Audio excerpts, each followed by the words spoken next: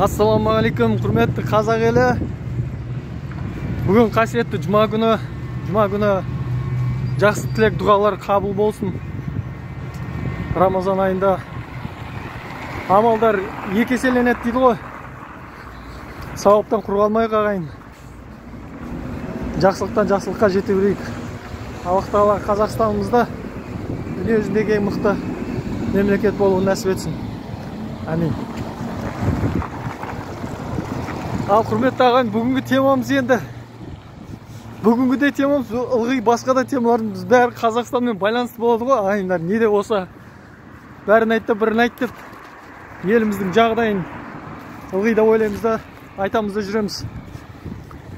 Ағайындар, қазір мен айтайын деген мына Қазақстанымыз мұсылман мемлекет болу керек деген өзінің ойыммен ұсынысымды айтып жатырмын. Айта беремін де. Біз Құдай бұйырса шариғат мемлекет болудан қашпау керекпіз ағайындар.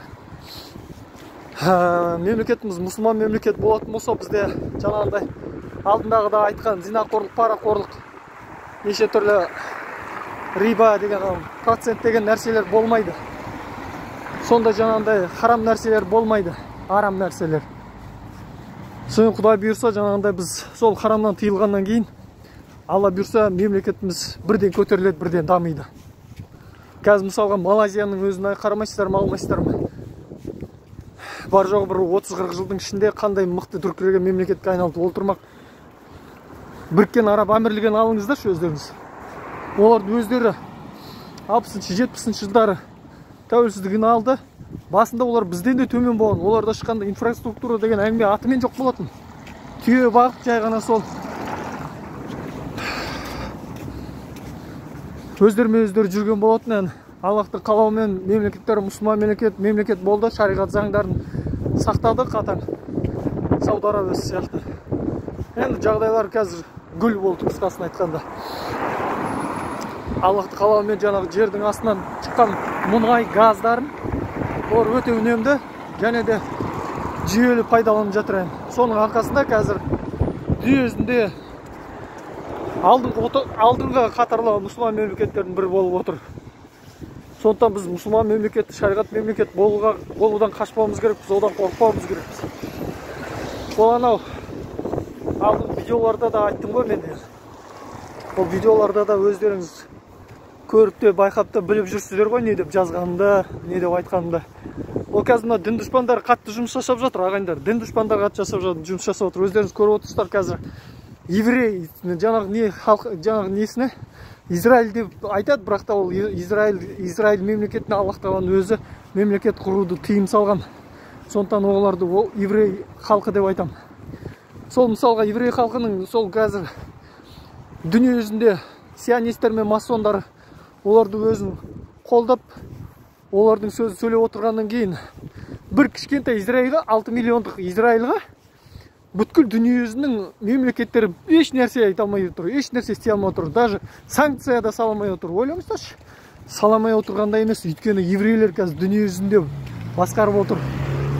Еврейлер, масондар дүние жүзінде басқарып, соның қолында ұстап, содан кейін барып, бұл еврей масондарын, яғни еврей масон деп нақты айтпай қойшы, оның күнәсіне батқым келмейді. Жалпы сол дін дұшпандары мына мұсылман мемлекеттерін дамытпаудың барлық айла шарғысын жасап жатыр. Көрдіңіздер ма? Енді біз ода чатағымыз жоқ. Аллах тағала Құранда жаңағы неде уағызда да мен атынан сөйлемендер дейді. Мен жаңағында Құрандағы аяттарда айтқандай болмайын. Просто уағызда былай айтылған.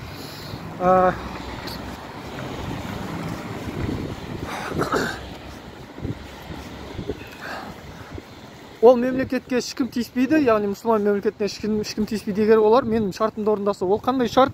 Ол шарт, егер ол мұсылмандар, ол қауым, яғни біздің Қазақстан, ішімізде біз бір-бірімізді өлтірмей, бір-бірімізді алдамасақ, сондай шарт бар. Пайғамбарымыз Мұхаммед Мұстафа кезінде Аллах тағаладан уайымдап, қорқып жылаған екен.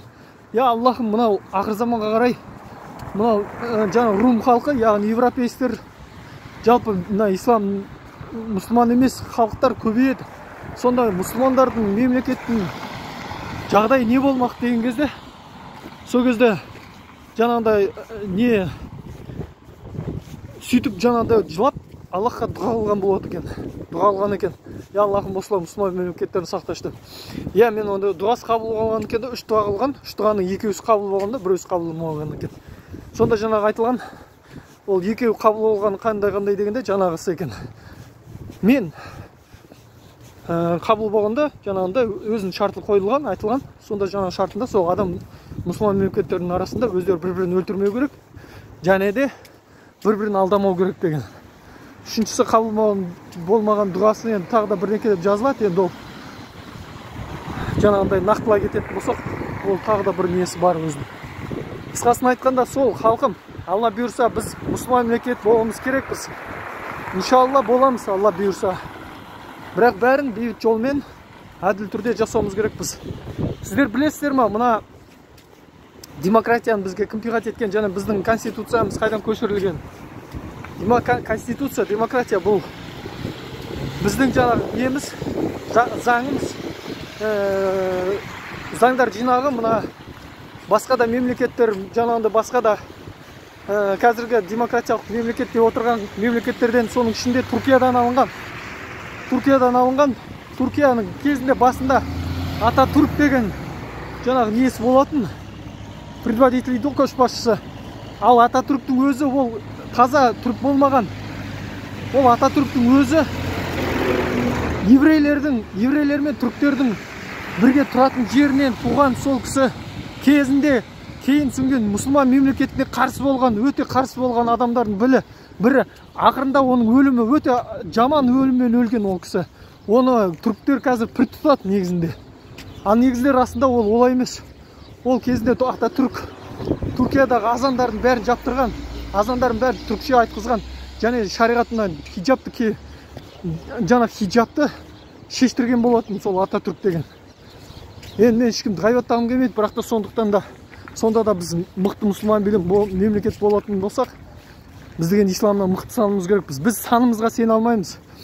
Біз жаңағында қару-жарағымызға сене алмаймыз. Біз тек Аллаға ғана сене аламыз. Соны ұмытпаңыздар, ағайындар. Сондықтан Құдай бұйырса, ағайындар, біз мұсылман мемлекет болуымызға дұғада болып, барша атсалысуымызға тырысуымыз керекпіз. Ал Құдай бұйырса, міне мешітке де кеп қалдық. Алла бұйырса, басымыз аман, деніміз сау болсын. Еді бұл менің қысқаша мысалға келтірген сөздерім. Айтылмай жатқан әңгімелер көп. Сондықтан не де болса Аллаға тәуекел етіп, Аллаға сенеміз. Және де еліміз мұсылман мемлекет болсын деп Аллахтан сұрайық. Содан кейін мен тағы да айта кететін, мына жақта мен жаңағындай жазылушылар, азаматтар, бауырларымыз жаңағындай тағы да өздері не етіп жүрмесін, уайымдап, паниковать етіп жүрмесін. Біз жаңағындай ешқандай да ИГИЛ сияқты немесе жаңағындай Хизбут Тахрир, басқа да жаңағындай діни тыйым салынған үйім сияқты емес. Біз өзіміздің жаңағы КМДБ Қазақстан мемлекетінен діни басқармасы бекіткен. Содан кейін жаңағындай өзіміздің ұстаздарымызбен ақылдасып отырып жасалатын, істелінетін шаруа. Сондықтан көріп отырған ағайындар болса, бостан-босқа паника ұстамаңыздар. Бәрін бейбіт жолмен жасауымыз керекпіз. Ассаламу алейкум, рахматуллахи баракату. Астына мен нелерімді қойып қоям, реквизиттарымды. Мені қаржылайда қолдап отыруды ұмытпаңыздар ағайын. Ассаламу алейкум, рахматуллахи баракату.